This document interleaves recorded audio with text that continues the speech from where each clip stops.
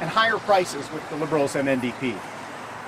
But this election is also about trust, about whether or not we want to reward Justin Trudeau for breaking his promise and calling an unnecessary $600 million election in the middle of a pandemic.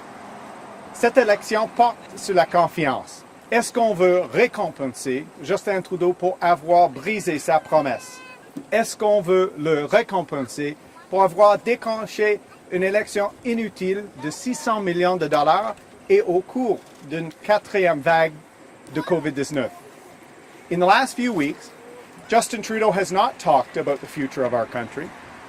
He has not provided a plan for Canada, but instead veered into personal attacks and American-style misleading politics in an election he called for himself only. The differences between Justin Trudeau and myself are stark. I grew up in the suburbs. My neighbors were auto workers. My dad worked for General Motors. When Mr. Trudeau was partying, and we've all seen the photos, I was doing search and rescue missions in the military. Every Canadian has met a Justin Trudeau in their lives. Privileged, entitled, and always looking out for number one. He was looking out for number one when he called this expensive and unnecessary election in the middle of a pandemic. A $600 million power grab. An election that has done nothing to stop the fourth wave. It's only made things worse by taking the government's eye off the ball. That's not leadership. It's self-interest. And it's Justin Trudeau through and through. Where I grew up, you worked hard for everything you had. Even when you didn't have a lot, you always tried to help others. Your character and work ethic would earn the respect of your neighbours. That's my approach to leading Canada's Conservatives. We are here to work hard to earn your support. We're here to earn your votes. Là où j'ai grandi, on devait travailler fort. On devait gagner sa vie. Même si on n'avait pas grand-chose, on s'entendait entre voisins et dans la communauté. La confiance, la fierté et le travail bien fait étaient des valeurs importantes. C'est mon approche pour diriger les conservateurs. C'est mon approche pour diriger le pays. On va travailler fort pour gagner votre appui. On est là pour gagner votre vote. In Justin Trudeau's world, he takes you and your votes, your support, for granted. That's why he called an election in the middle of a pandemic. That's why he was more interested in a power grab than evacuating Canadians and our allies from Afghanistan. That's why he hid public health briefings, because they'd look bad for him. That's why he took his eye off the ball as forest fires raged. Instead of spending $600 million on an election, imagine what that money could have done for our hospitals, for mental health, for border security. Imaginez ce que la somme de 600 millions de dollars représente. Cet argent aurait pu servir à autre chose qu'à faire des élections. Un bon gouvernement l'aurait investi dans nos hôpitaux, pour la santé mentale, pour la sécurité à la frontière. Au début de la campagne, on s'attendait à ce que Justin Trudeau ait, au moins, une vision pour le pays. Les Canadiens sont déçus, et avec raison. At the very least, you'd expect that Justin Trudeau would give a clear vision for the country. Some sense that the sacrifice he forced on Canadians would be worth it. Has he? Not at all. He's lunged from one wedge issue to another, dividing Canadians, attacking Premier, blaming others for his shortfalls. Today, I'd planned to talk about maternity and parental leave, about making sure that when parents have children, they get the time they need to adjust to parenthood, to learn and to spend those precious moments with the new members of their family. I wanted to talk about the $1,000 a month that Canada's Conservatives would let parents earn to help them stay connected to the workforce, about how we will expand the Canada Child Benefit to provide expectant parents with payments beginning at the 7th month of pregnancy, rather than at childbirth. Aujourd'hui, je veux parler des congés de maternité et de paternité. On va s'assurer que les nouveaux parents ont le temps de s'adapter, d'apprendre et surtout de passer de bons moments en famille. Un gouvernement conservateur va donner 1 000 $ par mois pour aider les parents à rester connectés au marché du travail. On va aussi améliorer l'allocation canadienne pour enfants. On va donner les prestations aux parents dès les 7e mois de grossesse, pas seulement à la naissance du bébé. And I wanted to talk about all of our ideas in Canada's recovery plan, about the issues that really matter to Canadians.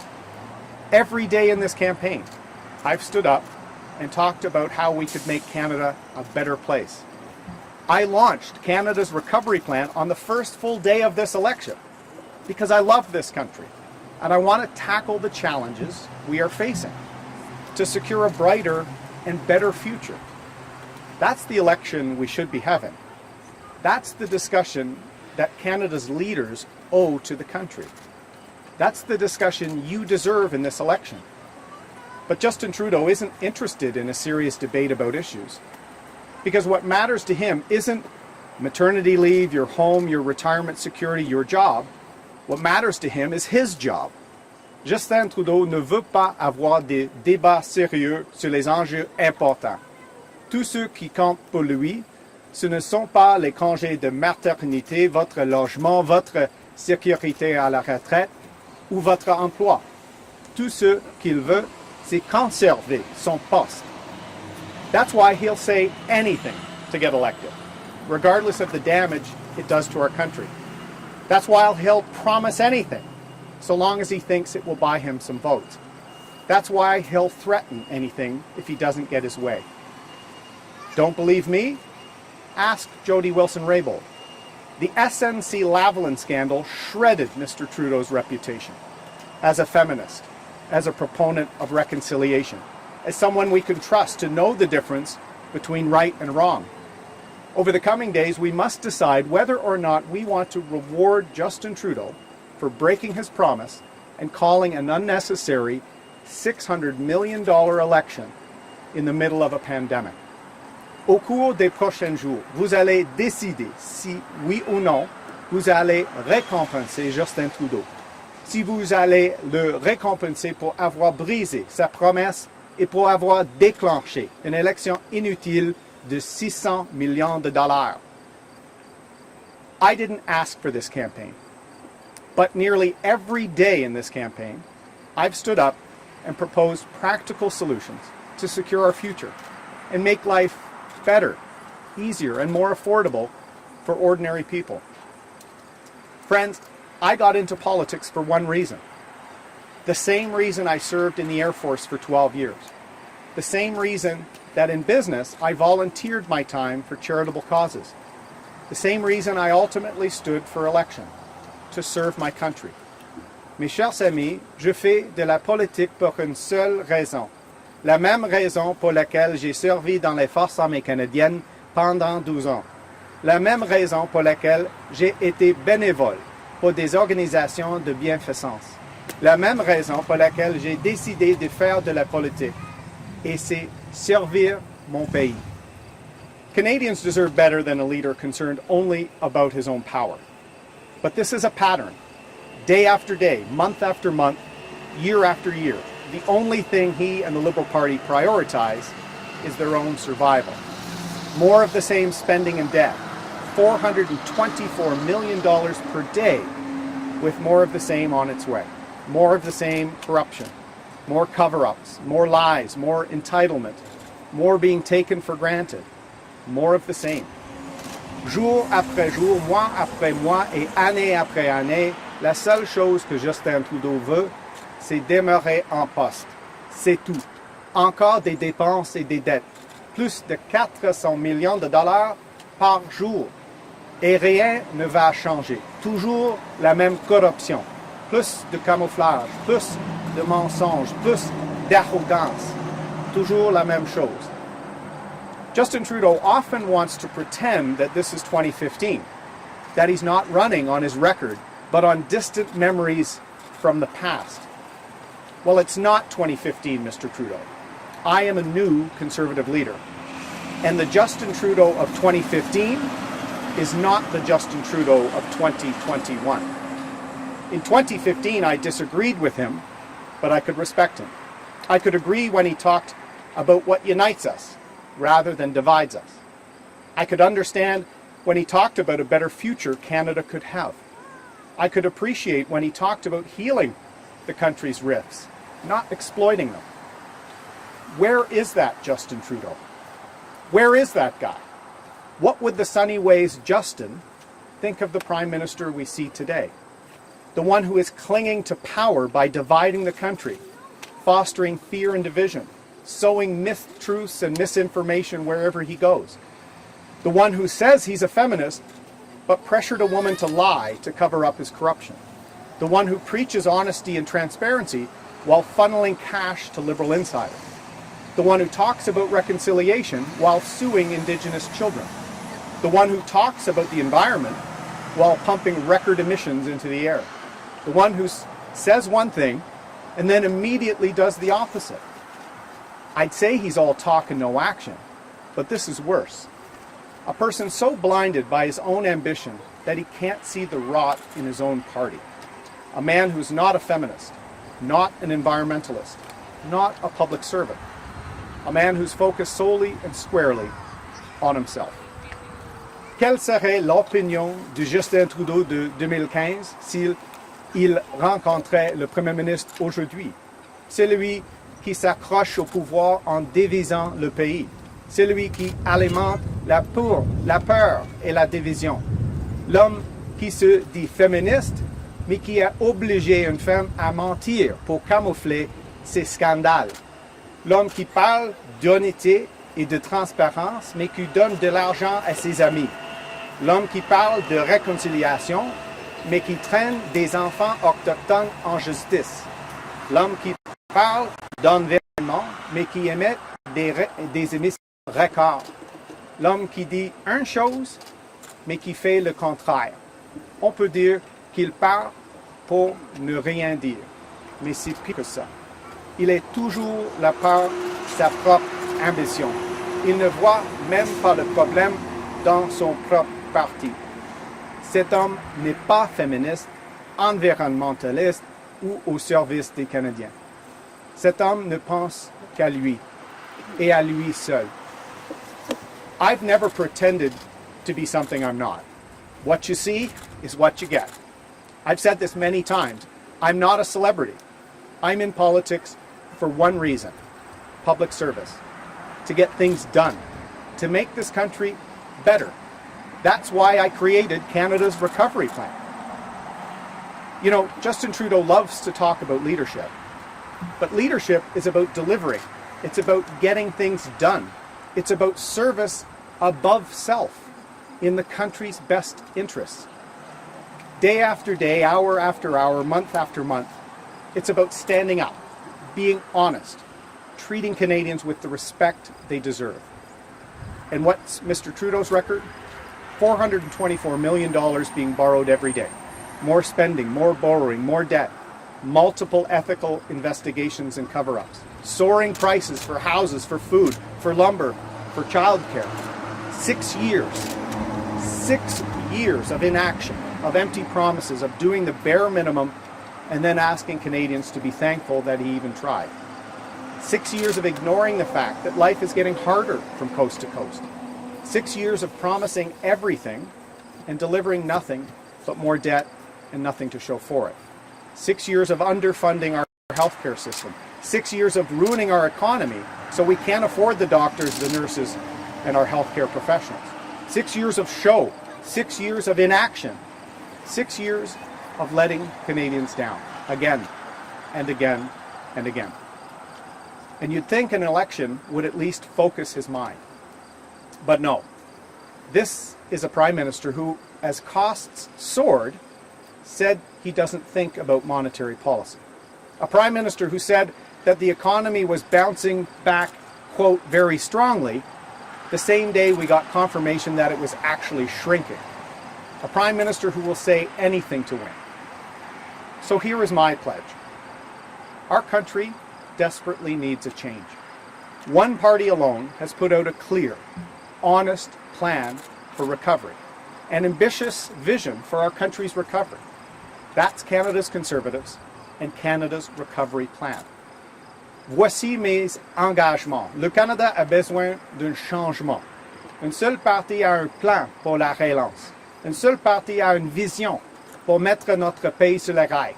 Ce sont les conservateurs et le plan de rétablissement du Canada.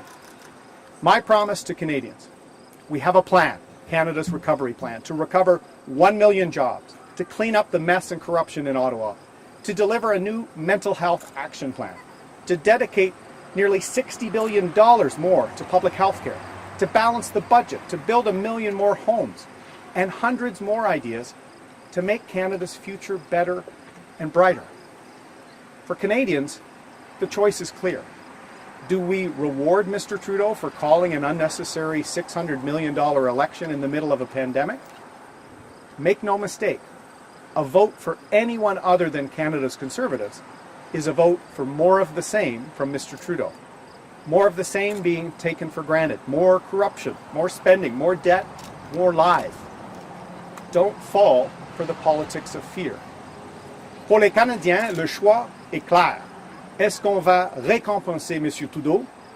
Est-ce qu'on va le récompenser pour avoir déclenché une élection inutile de 600 millions de dollars? Mais attention, un vote pour notre parti est un vote pour la même chose. C'est un vote pour plus de corruption, plus de dépenses, plus de dettes et plus de mensonges. Ne pliez pas devant la politique de la peur. Justin Trudeau started this election, but you can finish it. Send him a message. Tell him what you think about a pandemic election. You can vote for a better future.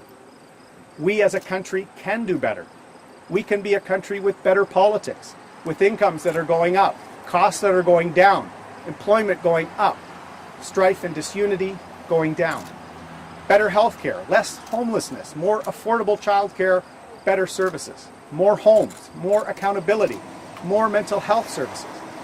A healthier, wealthier, happier Canada is within our reach. These are real and tangible things that a government can deliver if it keeps its eye on the ball and focuses on you. If it focuses on action rather than words. If it puts the national interest first.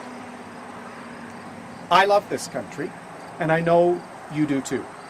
Our best days are on the horizon, but we desperately need unity and a way forward. J'aime ce pays. Je sais que vous l'aimez aussi. Le meilleur nous attend, mais on a besoin d'unité et d'une voix pour agir pour l'avenir. So vote for Canada. Vote for a brighter future. Vote to secure the future, and vote Conservative. Je vous remercie. Thank you very much. We will now be taking questions. Nous allons maintenant. Good morning, Mr. O'Toole. Travis Danraj, CBC News. I just want to circle back to your platform, particularly on gun control. Today is the 15th anniversary of the Dawson College shooting. Now, yesterday on CBC, you mistakenly said that the weapon used was illegally purchased. I'd like to know if you'd like to correct the record on that. And can you tell the victims of the shooting, like Kathleen Dixon, who jumped on top of her daughter to shield her from bullets, if the Beretta CX-4 Storm, which left one dead and many injured, will be permanently banned under a Conservative government? Well, first, I want to say to the families of the victims that my thoughts are with them and always with the victims of violence and crime in our society. And I do want to take the opportunity to clarify that I was referring to the illegal transport and storage of that firearm. And let me also reiterate what I've said throughout this campaign, which is we will maintain restrictions in place, keep people safe, focus on taking the politics out of public safety, and give police and frontline border services the tools they need to fight organized crime, the shootings we see in our cities, and the illegal smuggling of firearms. We have to work together to put the public safety of Canadians first. Mes pensées sont avec les familles des victimes de la fusillade à Dawson College. Je dois clarifier mes commentaires. L'arme fut utilisée été transportés et entreposés dans une manière illégale. Et on va maintenir les restrictions en place sur les armes à feu et enlever la politique. Je vais investir dans nos policiers, dans leur lutte contre les gangs de rue et la contrebande. On doit avoir une approche plus sérieuse sur la sécurité publique. With all due respect, Mr. O'Toole, that is the same talking point that you've given on this issue for over a week now. I'd like you to directly answer the crux of the question, which was not about restrictions while a review happens. It's about the specific weapon, the Beretta CX-4 Storm. Will it be permanently banned under a Conservative government? Well, let me reiterate, all of the restrictions on firearms that are in place now will remain in place. I've also said that gun control and keeping firearms out of the hands of criminals is very important. As the father of young kids, we need to see safe communities. We also need to take the politics out of classification decisions so that these decisions are made based on facts and science, not by politicians using them at a time we should be having serious debates on public safety and security. I want Canadians to know, I want mayors who are fighting organized crime and the rise of shooting in their cities to know that we will make the investments to focus on safe communities. Next question. Glenn McGregor, CTV News. Mr. O'Toole, the distinction between illegal transport and storage compared to illegally obtaining is no small distinction, and this is kind of at the crux of whether or not people should be able to purchase and continue to own these kinds of firearms. So could you discuss a little more? I mean, does kind of undermine the idea that these firearms are owned legally only by responsible hunters and sports shooters. Well, I've said we're going to keep the restrictions that are in place, focus on public safety and security while we take the politics out of the classification discussion. We've also, in our platform, provided more tools for law enforcement and medical professionals to be able to act if they feel there's a risk to public safety with respect to firearms. We're also giving major investments to police and to border officials to make sure that we get illegally smuggled weapons out of the hands of the criminal gangs. So I want Canadians to know, as a father of young kids, public safety, our safe communities, suburbs are very important, and we will focus our attention on keeping communities safe. On va maintenir les restrictions en place sur les armes à feu. On va cibler sur les gangs de rue et la contrebande parce qu'on a vu une augmentation pendant le gouvernement de M. Trudeau. Et on va avoir des règles pour les médecins et les policiers en ce qui concerne les armes à feu aussi parce qu'on a une approche sérieuse sur la sécurité publique. You recently dropped a candidate for your party for Islamophobic Facebook posts, but you have another candidate who's running in Nova Scotia and Central Nova, Brian Mulrooney's old riding, who made kind of similar posts, posting fake news about Sharia law, questioning whether or not immigrants should get benefits, whether women should be allowed to wear the burqa in Canada, and also making a joke or reposting a joke, I assume it was a joke, about Muslims riding camels. And he stands as your candidate in Central Nova. How do you resolve those two separate ideas there? Everyone standing as a candidate in this election for the Conservative Party is focused on bringing the country together, fighting against intolerance, and delivering on Canada's recovery plan. Every single member of our caucus will be relentlessly focused on these goals, and I have expectations of us running a positive campaign to bring the country together, because this campaign is being held for one reason only: Mr. Trudeau's own political ambition, not the well-being of the country. He's not putting forward any positive vision. He's attacking, dividing, attacking me, attacking premiers. It's all about himself with Mr. Trudeau, and so for our campaign, it will be positive. It will be about securing the future. J'ai des attentes pour une campagne positive pour tous les candidats et candidates. Nous sommes ici pour le bien-être des familles canadiennes québécois et on va livrer sur notre plan pour le rétablissement du Canada et on va lutter contre l'intolérance Et c'est important pour moi d'être un rassembleur après 6 ans de division par M. Trudeau. Nous sommes en pleine d'une élection inutile de 600 millions de dollars seulement pour les intérêts de M. Trudeau et ses amis. Je vais toujours lutter pour les intérêts des Canadiens. Prochaine question. Laurence Martin de Radio-Canada. Bonjour, M. O'Toole. Si jamais dans une semaine, les libéraux gagnent quelques sièges de moins que vous le soir de l'élection et que personne n'est majoritaire, bon, constitutionnellement, le gouvernement sortant a quand même le droit de former un gouvernement avec une coalition, par exemple. Mais est-ce que vous pensez que les libéraux, s'ils gagnent justement quelques sièges de moins que vous, devraient tenter de former un gouvernement ou devraient automatiquement abandonner et céder le pouvoir au parti qui aurait remporté le plus de sièges?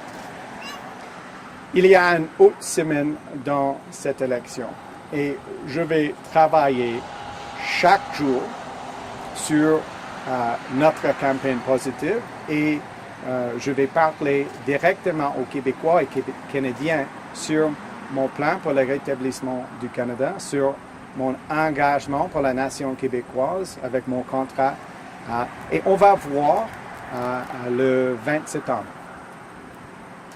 OK. En tout respect, M. O'Toole, je ne pense pas que ça réponde à ma question, mais je voudrais vous poser une question sur un autre enjeu. Il y a des manifestations anti-vaccins, anti-mesures sanitaires qui sont prévues aujourd'hui autour d'hôpitaux en Ontario. Est-ce que vous demandez, oui ou non, à ces manifestants de ne pas manifester autour d'hôpitaux ou de centres de soins? Les manifestations contre nos premières lignes sont totalement inacceptables. J'ai beaucoup de respect pour nos infirmières, nos médecins, nos travailleurs dans notre système de santé. Et j'apprécie leur travail. Et l'harcèlement, les manifestations contre nos hôpitaux sont totalement inacceptables. En pleine d'une pandémie, on doit travailler ensemble dans notre lutte contre la COVID-19. On doit unir comme un pays. Et je vais continuer d'avoir une approche comme ça. C'est une priorité pour moi. These protests, this harassment of our frontline nurses, doctors, is completely unacceptable. We all owe a huge debt of thanks to front lines, to those nurses, to the folks in our hospitals. I appreciate and respect them. So this type of harassment and protest in front of hospitals is completely unacceptable. We have to work together at a time of a crisis to fight COVID-19 together. That's why we're going to make record investments in our public health care system. That's why we're running a positive campaign to bring people together. Not like Mr. Trudeau, who's caused this campaign to be one where he offers no vision but only petty attacks. Next question. Chris Reynolds, Canadian Press. So on that subject, what specifically would you do to try to ensure Canadians can get into hospitals for treatment, for procedures, and would you hope to see law enforcement stop demonstrators from effectively blocking Canadians from accessing care? I have great faith in our law enforcement and municipal officials to make sure that access to our frontline healthcare services will be there. There is the ability to peacefully protest and things like this, but to harass and to try and block people from accessing healthcare in a pandemic is completely unacceptable, and we have to send that clear signal. Now is the time for us to work together using all the tools we have, including vaccines, rapid tests, distancing masks, in our fight against COVID-19. We need to come together as a country in this crisis, not divide ourselves. Regarding today's announcement, the EI parental benefit ceiling as it stands is $595 per week. So it seems to me that earning $1,000 per month is less than the current nearly $2,400 per month possible under the system as it exists today. So I'm just trying to understand how your proposed change to EI parental benefits interacts with the rest of the system that already has provisions that do not penalize parents for working. Thank you for the question, Chris. What we've announced today is on top of what is presently in the system. What we want to see is our EI system modernized and more flexible to meet the needs of Canadians, particularly women that want to keep a foot in the workforce with respect to maternity and other decisions. This will allow that to happen, allow a faster return to work, and we're going to make sure that all families get support in terms of childcare assistance, and families of the lower revenue spectrum get more help. We need to make our EI system more compassionate, meet the needs of Canadian families, and unlike Mr. Trudeau, who's not talked about any policy, anything to build a better country that works better for families, we've been putting out great ideas to modernize and make our EI system more compassionate. On doit donner plus de flexibilité pour les parents, particulièrement les femmes, d'avoir une étape dans le marché du travail, et on va créer une politique pour ça. Nous sommes en train de moderniser notre système d'assurance d'emploi. C'est le temps d'aider les familles. On va aider toutes les familles aussi avec un programme sur la garderie pour toutes les familles, particulièrement plus d'appui pour les familles à faible revenu.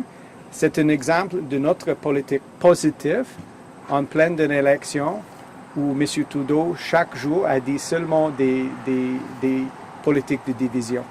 Next question. Mr. O'Toole, Michael Couture, Global National. You just said earlier you never pretend to be something you're not. Yet at the beginning of this campaign and a couple of minutes ago, you said you're going to run a positive campaign. However, if we were listening to your opening comments, you did anything but talk positive. You attacked Mr. Trudeau very personally. So who is the real Erin O'Toole? The one who said he's running a positive campaign, or the one we just saw today? This election is about trust. Who do you trust will secure the future for your family? And trust comes from leading and putting the interests of the country first. We are in a $600 million election only because Mr. Trudeau thought he could use this crisis for his own political advantage. He ignored fires in British Columbia, ignored the crisis in Afghanistan. He ignored the vote in Parliament saying there'd be no election. He breaks promises after promises after promises on everything from the economy to reconciliation to the environment. Canadians shouldn't trust Mr. Trudeau to bring our country together, secure our health and economy after COVID. So I'm inviting Canadians to look at the 6 years of Mr. Trudeau, how he's let them down time after time after time. And who do you trust in this election to build a stronger, more united country? En français, pourquoi est-ce que vous avez une campagne négative? Dans cette élection, c'est une question de leadership entre M. Trudeau et moi. Nous sommes en pleine d'une élection inutile de 600 millions de dollars à cause de M. Trudeau. Il a ignoré les feux de forêt en Colombie-Britannique. Il a ignoré la situation en Afghanistan. Il est toujours là pour lui et ses amis. Et les Canadiens, les Québécois méritent un gouvernement totalement ciblé sur leur bien-être, un gouvernement éthique et prêt. Et j'invite tous les Canadiens d'examiner mon bilan, notre plan pour le rétablissement du Canada et le bilan de M. Trudeau. I also want to follow up on today's announcement, which you didn't go into detail about because you were being, some would say, were being negative. But you're proposing to offer the Canada Child Benefit starting at the 7th month of pregnancy. So would you build in protective language into this regulation, making it clear the benefit is not intended to infer legal standing on the fetus itself? And how would you ensure that making a pregnant person eligible for child benefit would not inadvertently set a precedent where a fetus is defined as a person under the law or open the door to restrictions on abortion? I am pro-choice, and I will defend the right for women to make decisions on their own health care as Prime Minister, as I have as a parliamentarian. This program today is about helping families, helping them prepare for a growing family. Rebecca and I remember before Molly's birth, the cribs, the rooms, the stroller, all of the costs. We have a cost of living crisis in Canada right now. We're going to be helping families. We're going to be helping seniors. We're going to be helping Canadians get ahead. The alternative is more debt, higher taxes, and more division with Mr. Trudeau. Next question. Ian Bailey, Globe Mail. Mr. O'Toole, the tone of your remarks opening this event today, can we assume from them, do they indicate that you're concerned that victory may be slipping away, that you may be sort of falling behind the Liberals in this last week of the campaign? I'm concerned that Mr. Trudeau called an election, a $600 million election, with no vision for the future, no plan, broke his own promise when he did so, and is only trying to divide Canadians, misleading people, dividing premiers versus the federal government, and just promising unlimited debt, higher taxes, and continued cover-ups and scandals. So I want Canadians to look. In the last week, the Conservatives have a plan to secure our economic recovery after COVID-19. We have an ethical leader who actually has a track record of getting things done. And I think Canadians deserve change. So I want them to look at why we're in this election and vote for change. On another subject, the Global Times, which has close ties to the Chinese government, has denounced a quote-unquote unusually hostile language in the Conservative Party's platform on China, and is warning of a quote counter-strikes if it's ever enacted. Two things. Do the presence, you've talked about the things you will do, the policies you'll enact if you become Prime Minister on China. Does the presence of the two Michaels in China, though, limit your ability to be that assertive? And do you have any worries about being too assertive and compromising the Canada-Chinese relationship? No, I will always stand up for Canadian citizens, including the two Michaels. I'll always stand up for our economic interests, trade, security, and I'll always stand up for our values. Canada was a country that led the fight against apartheid. We created an approach globally to human rights. And under Mr. Trudeau, we've seen him not even show up for a vote on human rights. We've seen Mr. Trudeau from the very first days being too cozy and completely out of step with the communist regime in China. This is another example of it's time for a change. It's time for Canada to have a serious leader, once again focused on the well-being of Canadians and making sure that Canada once again plays our role fighting for human rights, fighting for our workers on the world stage. Next question. Hi, Mr. O'Toole. Paula Newton from CNN. Thanks so much for taking the question. If the Conservative Party forms a government next week, can you be categorical and specific about what kind of results Canadians might see in their relationship with the United States within, let's say, a six months to 1 year framework? Well, we have to restore our long-standing and traditional close relationship with the United States on trade, on North American security, and on security and our interests around the world. Mr. Trudeau has been out of step now with 3 presidents, and we've seen a terrible relationship with the cancellation of a pipeline on the first day of the Biden presidency. Line 5 is at risk. We see tariffs for softwood lumber going up. We see Buy American, between a relationship that led the world on trade, that led the world through NORAD on partnering for our homeland security. And I think Canada's voice is needed alongside the United States and our Five Eyes allies to stand up to communist China and their influence in a negative way for human rights and global trade. So I hope to restore that relationship back to the strong, proud alliance of neighbors, family, and friends that it needs to be. And just as a follow-up for people around the world who may just be tuning into the Canadian election, how would you describe your brand of conservatism? How is it different or similar to that of the Republican Party in the United States? Canada's Conservatives are a party of all Canadians. We're a big tent party that focuses on fighting for small business and entrepreneurs, that stand up for strong families and strong communities, that's going to tackle issues facing those communities from mental health to addiction. I'm a new Conservative leader with a new style. I served in the military, in Canada's armed forces, worked in the private sector. I worked my way up the ranks of politics. We need less of the politics of celebrity, less of the politics of division that we've seen under Mr. Trudeau, and more of a positive politics that the Conservative Party is bringing in Canada with our plan for Canada's economic recovery. Next question. Good morning, Mr. O'Toole. Chris Sully from the National Post. With a week to go, polls do not suggest that if the election were held today, the polls do not suggest you would be in a position to become Prime Minister after the votes were counted. What do you think you need to do over the final week to move the needle? We're in this election because Justin Trudeau hoped he could use the pandemic for his own political interests. I trust Canadians. I know they're ready for change. They're ready for a government that puts them first, not Mr. Trudeau's political job first. They're ready for a plan for our economic recovery after COVID-19. And we're going to work relentlessly every day of this last week to talk about our positive vision for getting Canada back on track and bringing unity back to this country, something Mr. Trudeau cannot offer Canadians. And people have seen Mr. Trudeau cannot be trusted on literally every issue, and it's time to have a leader that will deliver, not just say the nice words. You talk about your positive campaign. I think anyone who's been following your campaign would know that today was a marked change in tone towards Mr. Trudeau personally. I mean, you basically said you don't even respect him personally. Can we expect to hear more of these attacks for the rest of the campaign? Like so many Canadians, I'm disappointed that we're in a campaign in the fourth wave of the pandemic.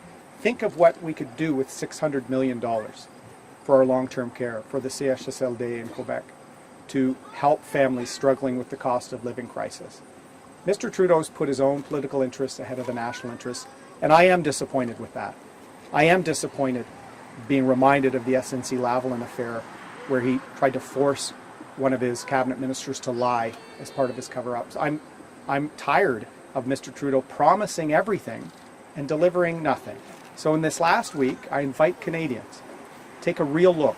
Do you want to reward Mr. Trudeau with this pandemic election? Or do you want a positive change with a plan to bring the country together and secure our economic future? This will be the last question. Ce sera la dernière question. Joanne Lossius of the Ottawa Citizen. You've previously said that building digital infrastructure to connect all of Canada to high-speed internet will be done by 2025. Can you tell us a little bit more about this plan and how much it would cost? We have to end the digital divide in Canada that all Canadians have seen with COVID. We have to accelerate our high-speed connectivity in all parts of this country. Mr. Trudeau's promising 2030. We will do it by 2025 by making it a top priority, by having a minister responsible for the delivery, by partnering with the private sector and investing to make sure that we can close the margin for communities. This is something I've talked about with Jennifer here. It's a priority for all parts of the Greater Ottawa region, particularly here. We need to have a government that delivers. Mr. Trudeau never delivers on promises, from the budget to safe drinking water to ethics and transparency. It's time for a government that delivers. On doit avoir Internet haute vitesse d'une nation à l'autre par 2025. C'est un outil nécessaire pour nos familles et il y a une division numérique maintenant dans les communautés rurales et les banlieues et les autres parts de notre pays. Je vais avoir une approche totalement ciblée sur la livraison d'Internet haute vitesse par 2025. Ça serait une priorité pour un gouvernement conservateur. Has any costing been done on this? There are already funds in infrastructure that have been set aside that Mr. Trudeau does not deploy. The Parliamentary Budget Officer says he only gets about 60% of what he promises out the door. We will deliver. There are 6 programs in Mr. Trudeau's government focusing on delivering high-speed connectivity. We will take that down to 1 and deliver it by 2025 with the funding that is there and whatever's needed to get that goal done. It will be all for today. Ce sera tout pour aujourd'hui. Merci. Thank you. Merci beaucoup. Thank you.